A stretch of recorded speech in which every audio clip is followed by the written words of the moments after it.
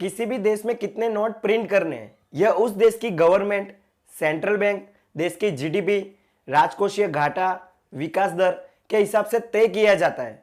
जैसे हमारे देश में आरबीआई फिक्स करती है कि नोट कितने छापने हैं, कब और कैसे। भारत देश में बढ़ती गरीबी, बेरोजगारी, आर्थिक महामारी और 2020-21 का बजट ईयर 8 लाख करोड़ रुपए का कर्ज को पूरा करने के लिए क्यों ना गवर्नमेंट ढेर सारा पैसा छाप कर ये सारी प्रॉब्लम्स को एक ही झटके में दूर करके सबको अमीर बना दे।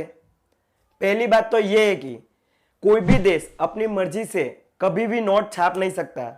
नोटों को छापने के लिए सभी देश में अलग अलग रूल्स मौजूद हैं। फिर भी कोई देश अपने रूल्स को तोड़कर या अपना राष्ट्रीय कर्ज पूरा करने के लिए या अमीर देश बनने के लिए अपने देश में अधिक से अधिक पैसा प्रिंट करता है तो उस देश की प्रॉब्लम सोल्व होने की वजह प्रॉब्लम और भी बढ़ जाती है। आज भी कुछ देश ऐसे हैं जिन्होंने इसी तरह की गलती की थी और वो देश आज तक भुगत रहे हैं। जैसे वेनेजुएला, जिम्बाब्वे, जर्मनी जैसे देशों ने अपनी आर्थिक अर्थव्यवस्था को विकसित करने के लिए ढेर सारा पैसा प्रिंट किया था, जिससे इन देशों में महंगाई इतनी हद तक बढ़ गई थी कि लोगों को छोटी सी छोटी चीजें लेने में भी दुकानों में थैले भरकर पैसा ले जाना पड़ा था। इन देशों में पैसे की वैल्यू इतनी डाउन हो गई थी कि लोगों ने पैसे का उपयोग करना ही बंद कर दिया था। इन देशों के बच्चे पैसों का उपयोग खिलौनों के स्थान पर लेने लगे। कई लोग अपने घरों की दीवारों पर वॉलपेपर की जगह पैसों का उपयोग करने लगे। इन देशों की एक मशहूर चोर की कहानी बड़ी फेमस थी, जिसमें एक चोर पैसों से भरा थैला चोरी करने आया था। चोर ने पैसा सारा वहीं छोड़कर सिर्फ थैले को वहां से लेके गया। मतलब पैसों की वैल्यू इतनी नीचे गिर गई थी कि चोर को लाखों रुपयों से ज्यादा एक साधारण थैला महंगा लगा। ज्यादा पैसा प्रिंट करने से पैसों की कोई कीमत नहीं रह जाती। इस पूरे सिस्टम को एक एग्जाम्पल की मदद से समझते हैं। मान लो एक देश है जहां 2 व्यक्ति रहते हैं।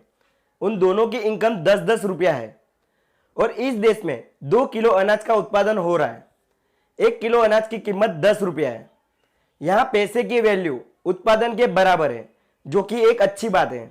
अब देश अमीर बनने के चक्कर में अधिक पैसा प्रिंट करने लगता है तो इन 2 व्यक्ति की इनकम 10 रुपया से बढ़कर 20 रुपया तक हो जाती है। पैसे बढ़ने के साथ बाजार में मांग बढ़ेगी और मांग बढ़ने के साथ कीमतें भी बढ़ती है। 10 रुपया किलो अनाज की कीमत अब 10 रुपये से बढ़कर 20 रुपया तक हो जाती है। फिर धीरे धीरे जितना पैसा प्रिंट होगा उतनी ही कीमत बढ़ेगी, 30, 40, 50। यहाँ अनाज की क्वांटिटी वही की वही है, सिर्फ पैसा बढ़ रहा है। जो अनाज 10 रुपये में मिलता था अब वो 50 रुपये में मिल रहा है।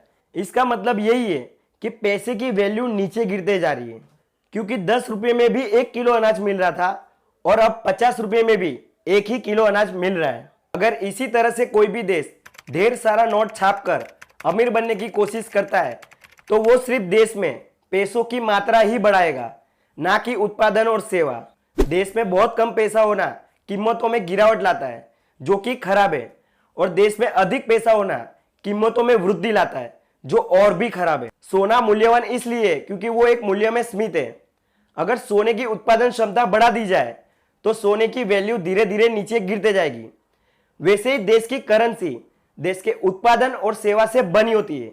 अगर करेंसी ज्यादा प्रिंट होगी तो करेंसी की वैल्यू भी धीरे धीरे नीचे गिरते जाएगी। इसीलिए नोटों की छपाई हमेशा देश के वस्तु और सेवाओं के कुल उत्पादन से मेल खाना जरूरी है, क्योंकि बढ़ती करेंसी धीरे धीरे अर्थतंत्र को नष्ट करते जाएगी, जिनका परिणाम आज भी इन देश भुगत रहे हैं। क्योंकि गरीब देश सिर्फ अपने देश की करेंसी ही छाप सकते, अमेरिकन डॉलर नहीं।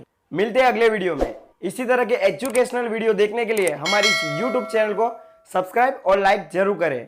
धन्यवाद।